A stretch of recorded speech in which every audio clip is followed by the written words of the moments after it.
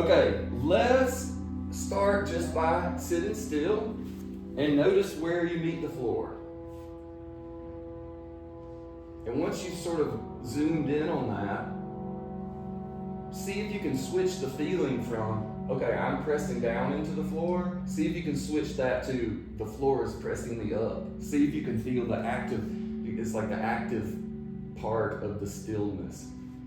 It's just the way that we're perceiving it.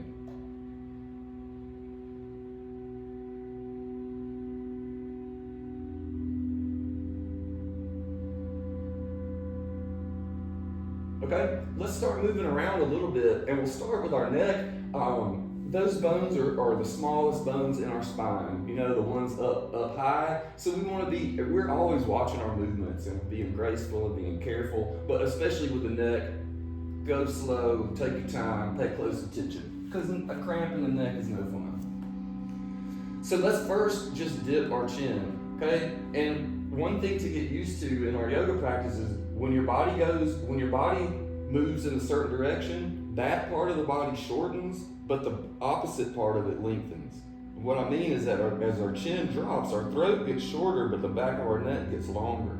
And notice that elongation of the neck, and then release, right? Let all those muscles, even the muscles of the shoulders, we want to keep our seat, but everything above the shoulders, just switch it off. You feel how gravity hangs our head just so.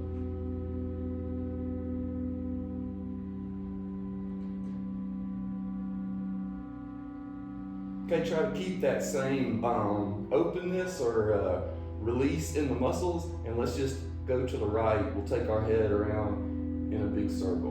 And of course, we're trying to find that border, trying to find that place where, okay, here's how far my head goes. And we're not trying to change that. We're just trying to study it and inhabit it, because that's us, right? The sum of our movements and our motives and our thoughts, it's a lot, right? A lot goes into it. But the part that we're studying right now is the physical shape of the body. All right, let's go the other way, and circle the other direction.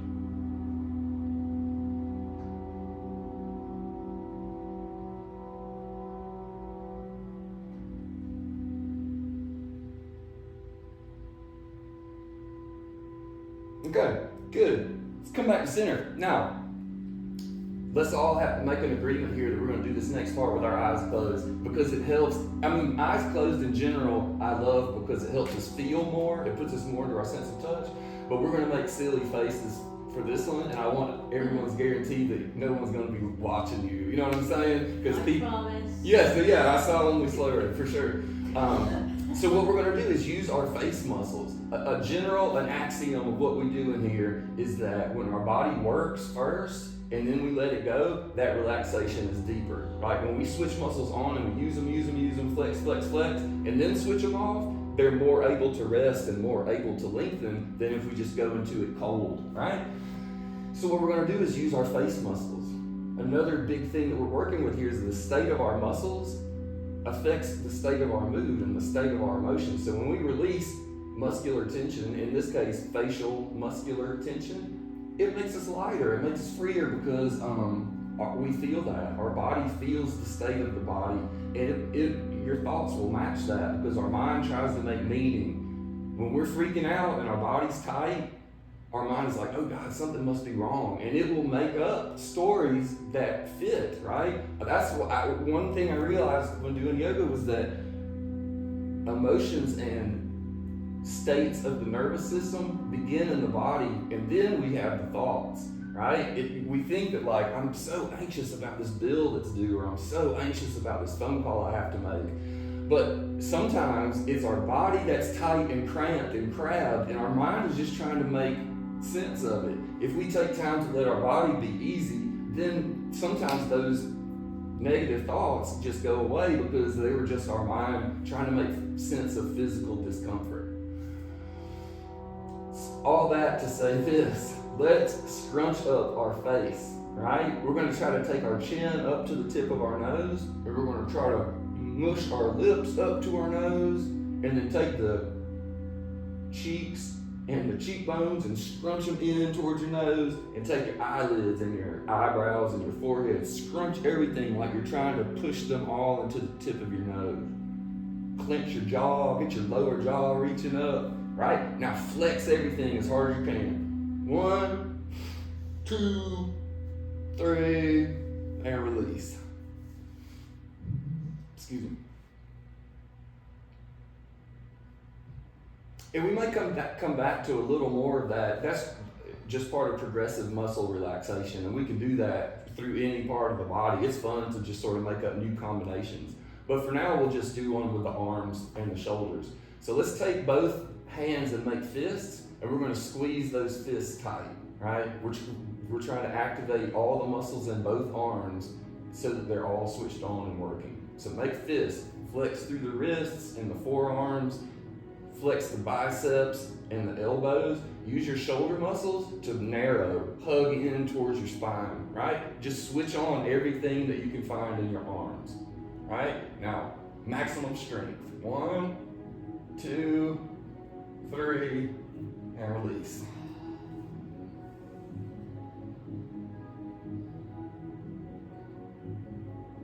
Okay, let's start making some space in the side body here. So let's prop with our right hand. Okay, right hand is just gonna sort of support us here. And keep in mind, like we do in half moon pose, we want the body to move in this plane. As soon as we start leaning back or leaning forward too much, we're sort of out of this balanced plane. So it's this plane, like the Vitruvian Man, right? It's this, like this. So we want to stay in that. And our right hand's going to help us. So when we start bending, it's going to prop us up. Left hand goes up, and then it's going to come up and over. Okay? And we're trying to put space into the left ribs and the left abdomen, even like the armpit region and the outside of the hip. Find a way to set it up so that just by releasing the upper body and letting gravity take it that way, we're getting lots of space.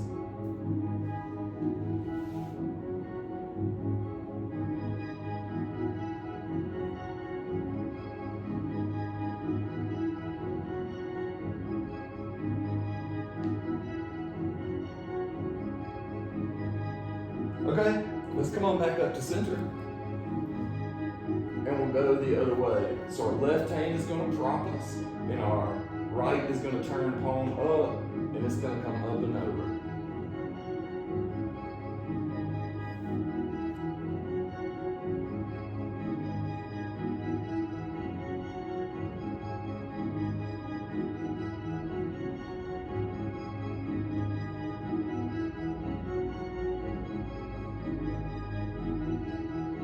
Notice where this is happening the most. It'll be different for everyone. It'll be different from day to day. But just notice right now, where am I feeling this pose the most? And then let's send the breath there, right? Just to get used to pointing our breath and directing our breath to certain places. Let's take a big breath into that part of the body.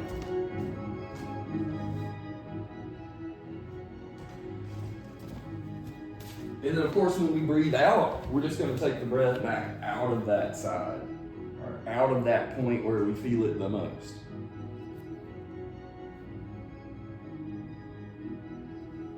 Excellent. Let's come back to center, and then let's take some staff pose for a minute. That just means legs are straight and the upper body is tall, okay? The staff pose is talking about like a walking stick, right? Straight lines here and here. And in order to make space in the back of the body, let's first reach it up, right? Get real tall, and then hinge from the hips. Keep a little press forward, keep a little integrity there in the lower back so that our movement goes into the back of the legs. That's where we want to feel it. This part stays a little strong so that we can keep putting the work into the back of the legs.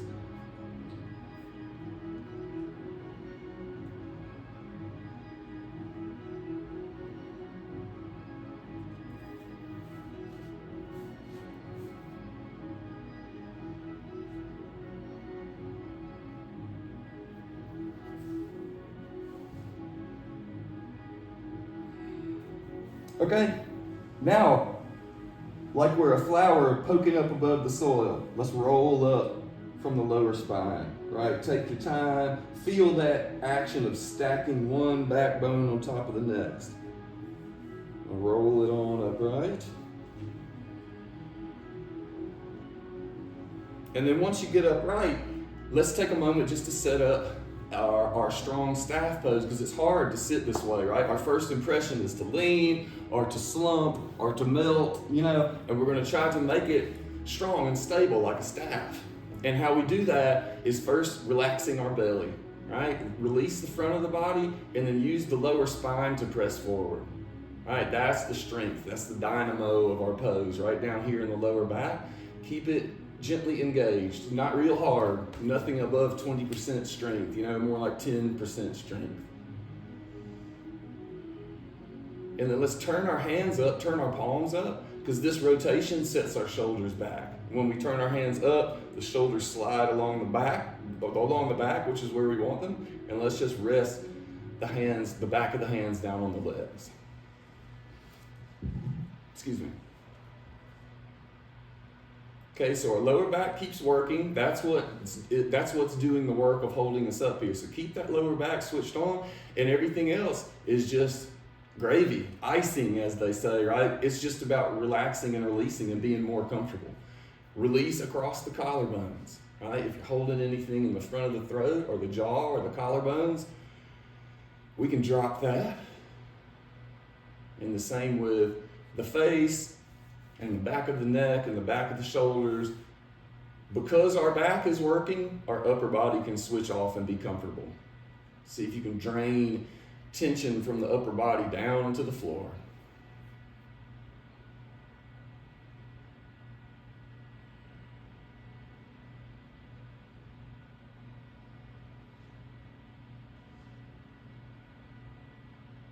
Okay, that's good. Let's take it to the hips here a little bit. And to do that, we're going to bring the soles of our feet together. Okay, use your hands on your ankles to give a little tug. And what we're trying to do is just find that engagement point, find that place where you're like, okay, that's where they fit. They don't go further than that.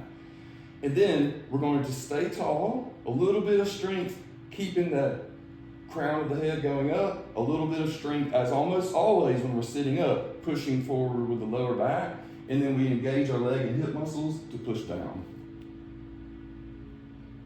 It's like our knees are trying to get to the floor. It's just a steady, consistent push down.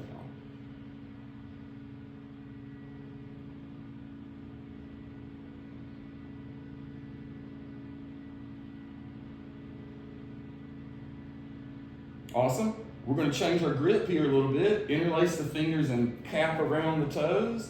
And now we're going to go up through the crown, press forward through the lower back, but now our knees are pulling up and in.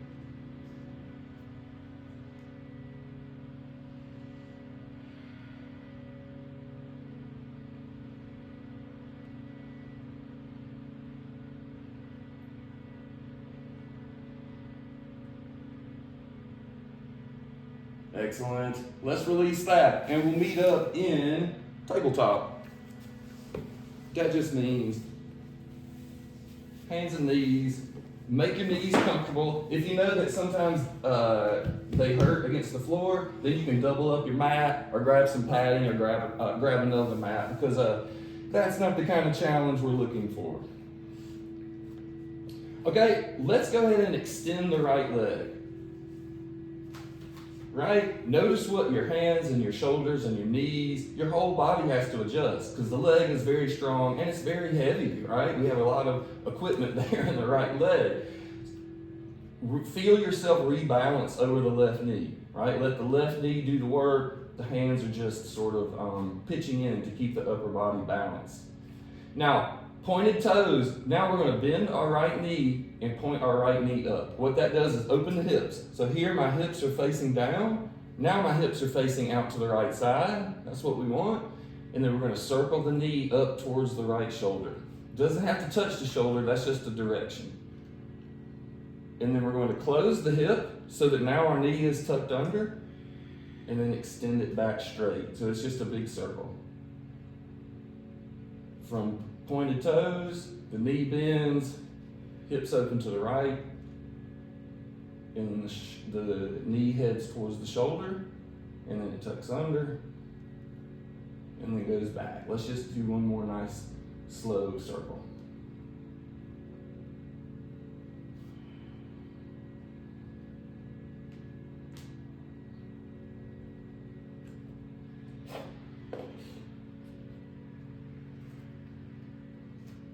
Okay, let's set that right knee down. And we'll take it to the other side. That just means left leg extends. Take note of what the body does to stabilize.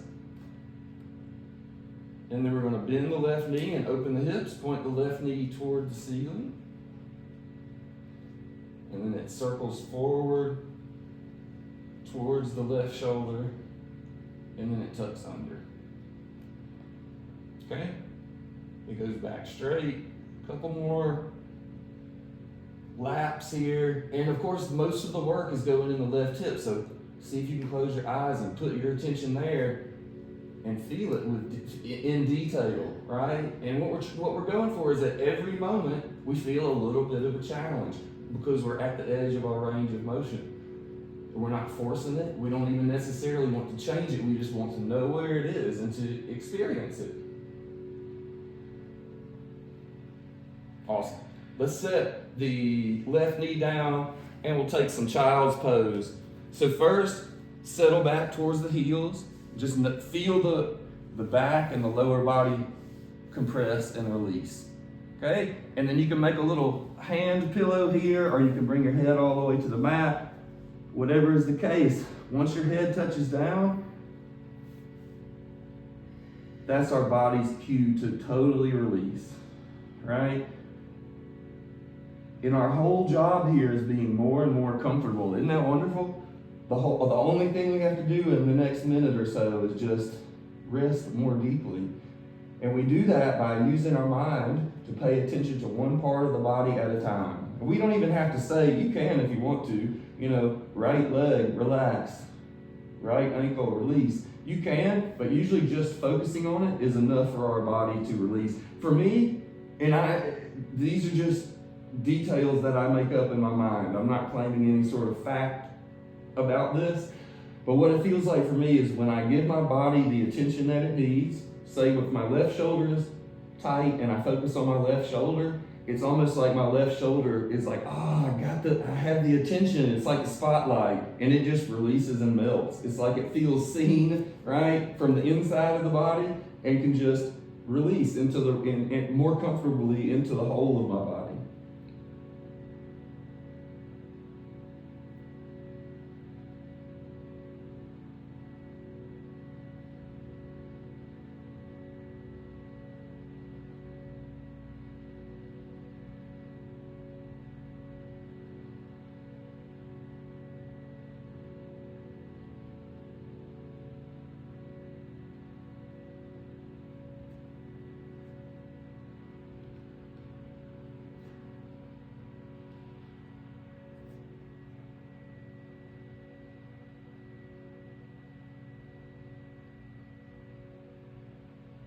Okay, let's make our way nice and slow. Back up to tabletop. And we'll do some of our good spinal twisting from here. Our hips are going to be pretty stable here. Doesn't mean rigid, right? We don't have to work at it, but our hips are going to stay pretty still while the upper body does the moving. Okay? So let's first take our right hand up. Right hand flips up, and it's going to slide through like so that we can come down to our right shoulder and then ease the right side of the head down. And then our first goal here, our first job is just to melt into it, right? That's the best part of the pose, or the most productive part of the pose, is making a new shape, putting our skeleton into a new arrangement, and then softening around it, right? Letting the rest of the body, I think of it as like physically accepting the pose. It's one thing to move into a pose, but then when you let the body release into that pose, you're like, okay, I'm going to be here. It's okay. I understand it. I feel safe. It's a lot of it is like reassuring our body that we're paying attention. Okay, left hand reaches out, and it's going to come up and back. And what that's doing is opening our shoulders around to the left, which is fueling that twist down the spine.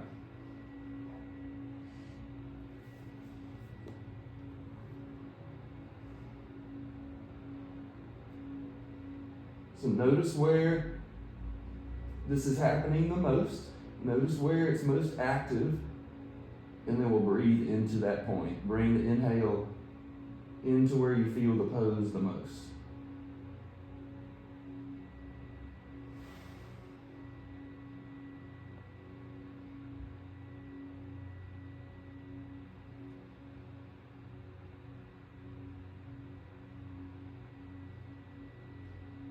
Okay?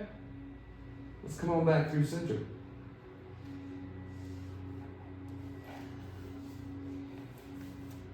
Same idea. We'll go to the other side. Left hand tucks up. It's going to scoot through here.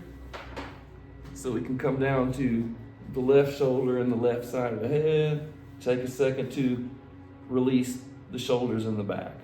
And then the right hand reaches out, right arm is straight, and we're going to bring it up and back. The idea is to open the shoulders out to the right and then tune in to what our back has to say about that. And we just stay there. We stay present. We watch it with our inner eye, right? Our eyes are closed. And when I say watch it, I mean we hold our focus on our sense of attention in that place.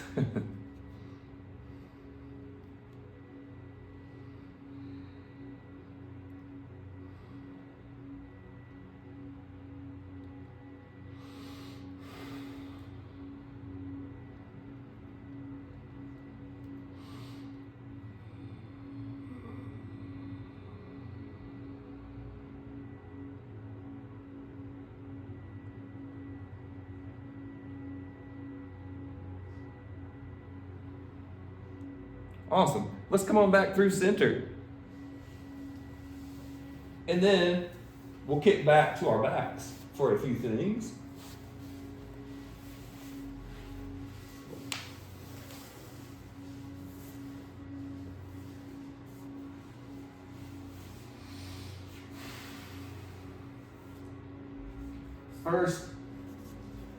First job here, the main job, enjoy it.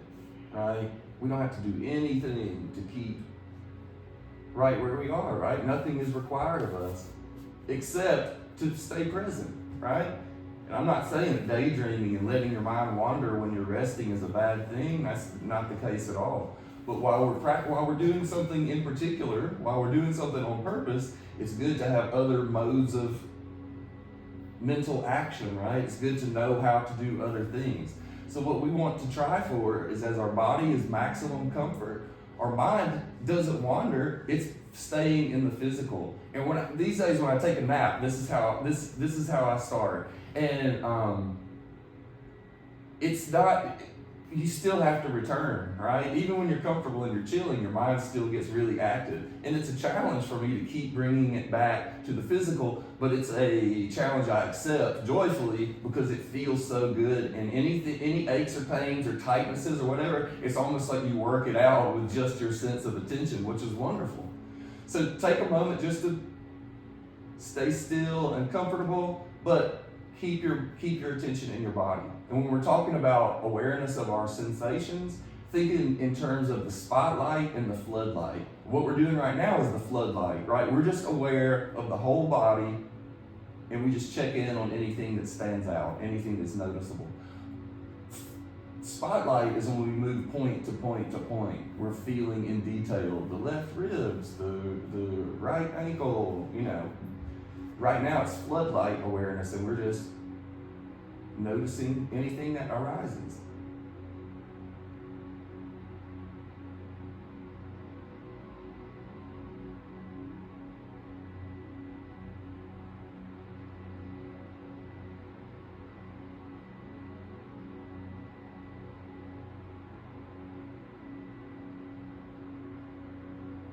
Okay, let's go ahead and bring both feet flat to the mat. We do that by bending the knees. So now our knees are bent and pointed up. I got a new favorite pose that I learned. I might have mentioned it last time. My favorite YouTube yoga source is Yoga with Cassandra, and I learned that she's a jogger also, so she seems to know exactly what I need to do. And this is a new one for me that affects the IT band. It's a part of the hips. So let's cross the right ankle on our left knee. Okay? Right ankle, left knee. And we're going to come back to this, but for now we're going to pivot at the hips so the right foot comes down to the floor. And we have this, now the right knee is bent and pointing up. Yep, absolutely. Okay, now when you're practicing this at home, here's how you remember it. If my right knee is up, I'm going to use my left arm. So the opposite arm, we're going to push away gently. Find the right knee with the left arm and gently push away.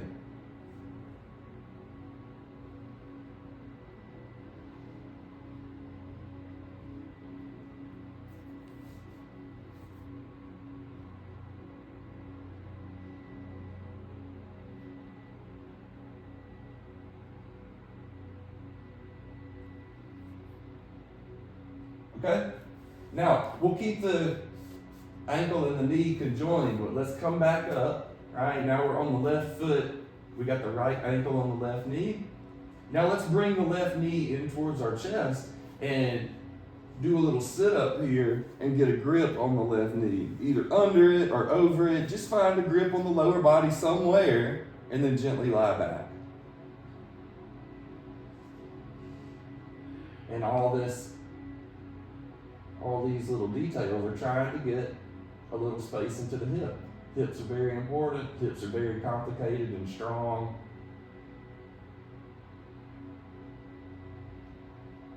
Little changes in angles here go a long way. One thing I like to do is to take my left foot, the off foot, and sort of slowly take it side to side. And that changes the angle of the right leg enough to make a difference. And of course, if you don't really feel it at all, just a small mindful pull can make a big difference, right? Just using the hands to pull the knee in a little closer, make a little more of an action there in the right hip. All right, let's let the knee go. Left foot comes to the floor, and we go from right ankle on the left knee to right knee on the left knee. Okay? Now, check in on the left shoulder. And we don't want to go to work, we just want to feel it. Just feel what it feels like for the left shoulder to be on the floor, and it's going to stay on the floor. We're going to pivot at the hips to let the knees start to go right.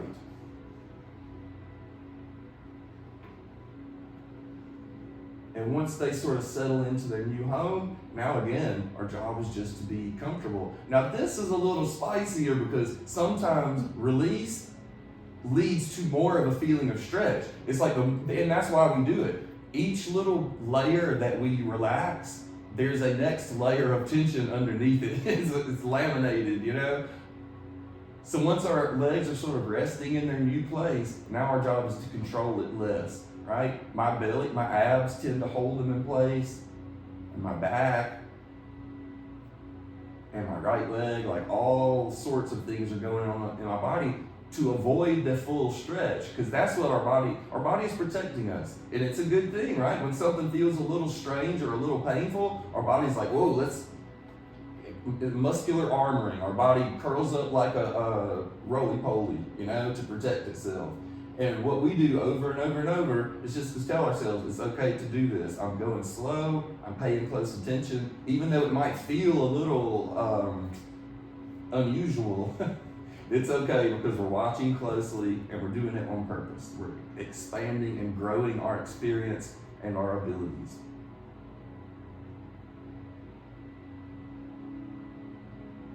All right, let's come back to center and we'll undo the knees and we'll do that sequence on the other side. And that just means left ankle crosses at the right knee. And then we're going to pivot at the hips so that the right foot comes to the floor. All right, the right ankle is still resting on that. Am I saying? No. Left ankle still resting on the right knee. It's sort of like blocking so our foot can't move. And we're going to take the right hand and push away. All right, push the knee away.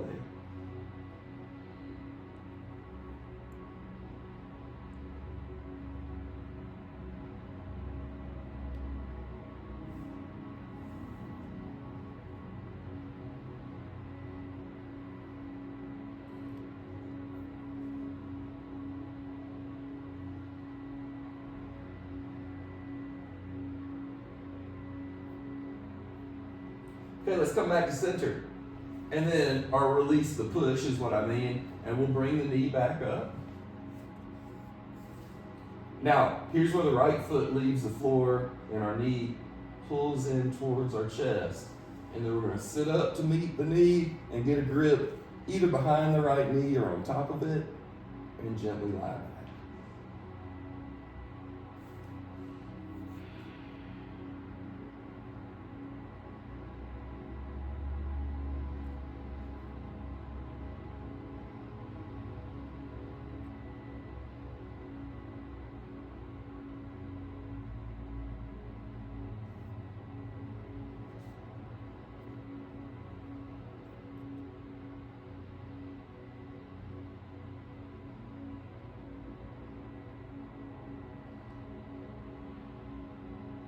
Okay, good.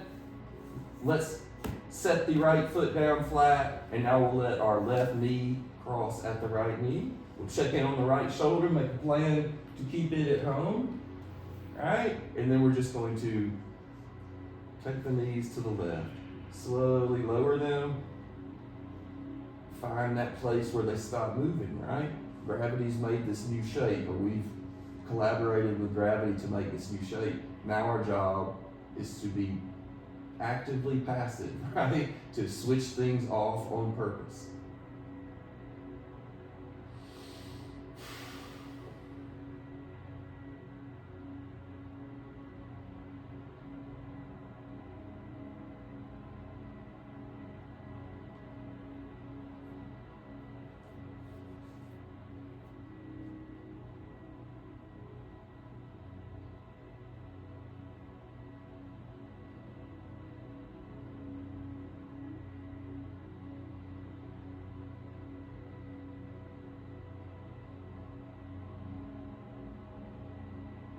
Okay, let's come on back to center. And we'll undo the knees, and let's just take the legs out straight.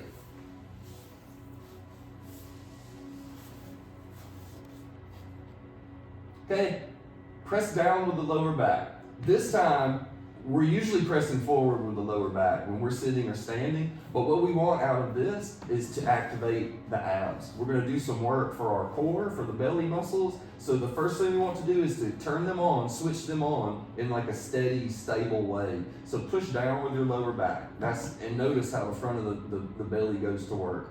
Now point the right toes, right knee stays straight, and we're going to bring the right knee up any amount, but keep lengthening.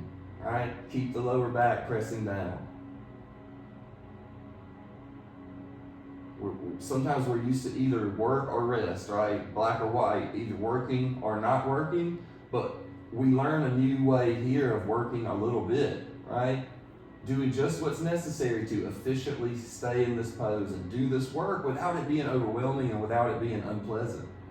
It's sort of like finding your pace in long distance running. You're not sprinting, but you're just finding the amount of effort that feels doable and feels comfortable and feels steady and smooth. All right, let's set the right leg down and relax.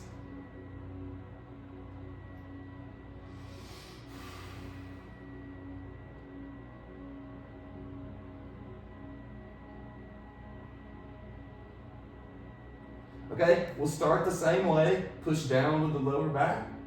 We're going to float the left leg, keeping that left knee straight, and then reach out long through the left toes. So the effort we're making is lengthening. It's holding our leg off the floor through the structure rather than just brute effort of pulling away from the ground. We're doing it by reaching the leg long. And it might be that it's just a distraction. Maybe I'm just like doing it a different way. It's easier because it's less obvious. Because I do work, my brain does work that way sometimes. But I like to think it's because we're making architecturally sound structures with our body.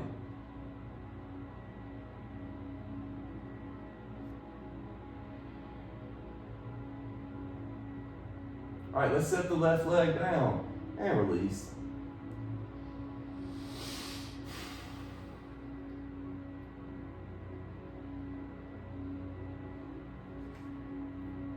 All right, take your time here, and let's just make our way back up to a very comfortable, easy pose.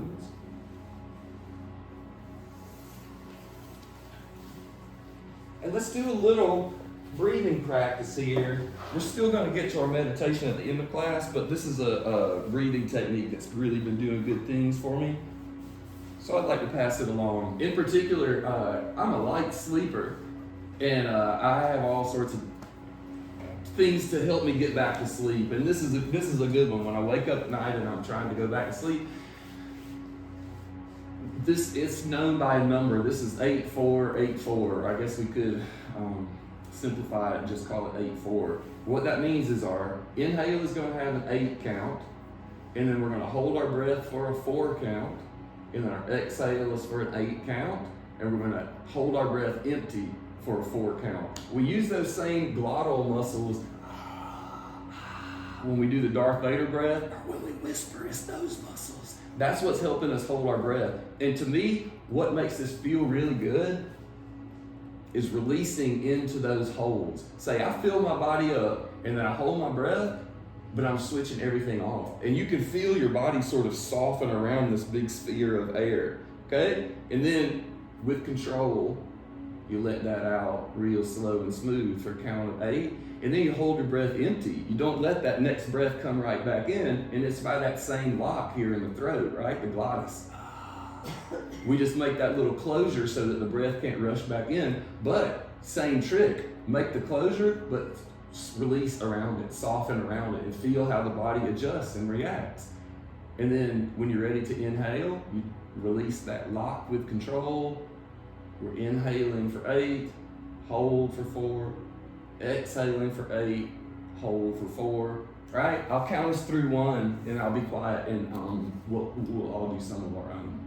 Okay? So we'll start together on the inhale. Let's just start breathing in very smoothly. 1, 2, 3, 4, 5, 6, 7, 8. Now we're going to hold. 2, 3, 4. Now we start exhaling. 2, 3, 4, 5, 6, 7, 8. Now we're holding our breath empty. 2, 3, 4. Now a smooth inhale for 8. All right, let's take a few laps.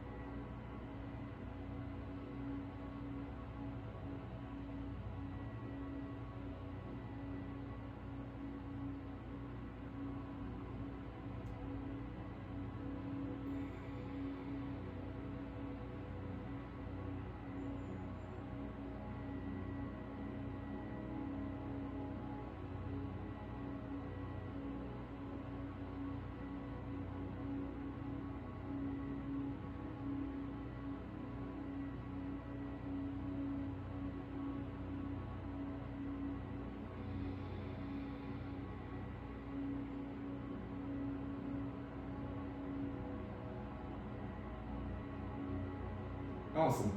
Let's let the technique go. Just take a few rounds of normal breath and just notice if there's any changes. Notice if there's anything noticeable. For me, it just sort of smooths things out. Because our breath is such a muscular practice that our levels of tension and tightness and holding or release are important and make big differences in our breathing. So we got fun props for our meditation today. We're going to focus on a candle. So I'll bring you a tea light and a yoga mat to prop it on. We all, I guess I'll turn these fans off because they tend to blow the candles out. And y'all as much as I hate it, you know. And I'll get you set up here. And you can move your light or your, you can move all your things wherever you would like.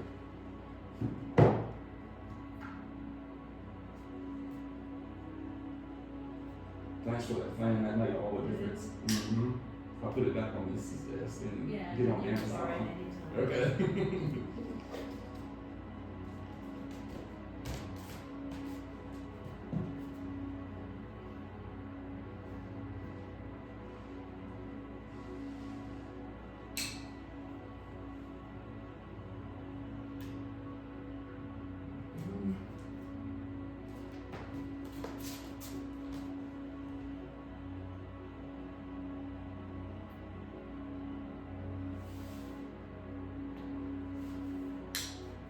Is there a name for what happens when a wick like drowns in its own candle? Because it happens. I keep a lot of candles going at my house, especially in the wintertime. And sometimes when they get started, it's like the wick can't get its head out of the wax.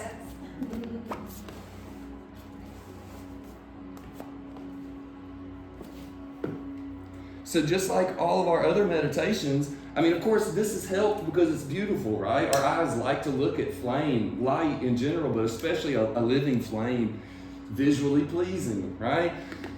So that just helps our project of returning our attention there. But again, one of the cool things about meditation is that we're aware of everything outside of our focus. Because we're focusing here, everything that's not that becomes clearer, right? So we're not trying to chase our thoughts away or shut our thoughts down. When you notice that you're chewing on something, you're thinking or planning or remembering or all those actions of our mind, take a moment to notice what it is, right? Not judge it, just notice. And then we come back here as many times as it takes. We just keep returning. We'll just take 5 minutes here.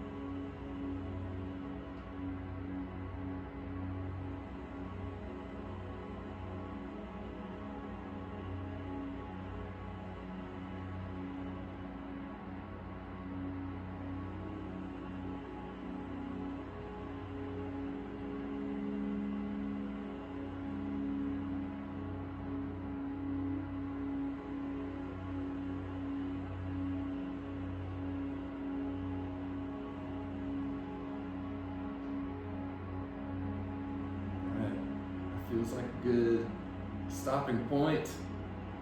The light in me bows to the light in y'all. Namaste. That was fun. I'll come, don't hold your, sometimes these get hot, so I'll come pick them up. I learned that the hard way.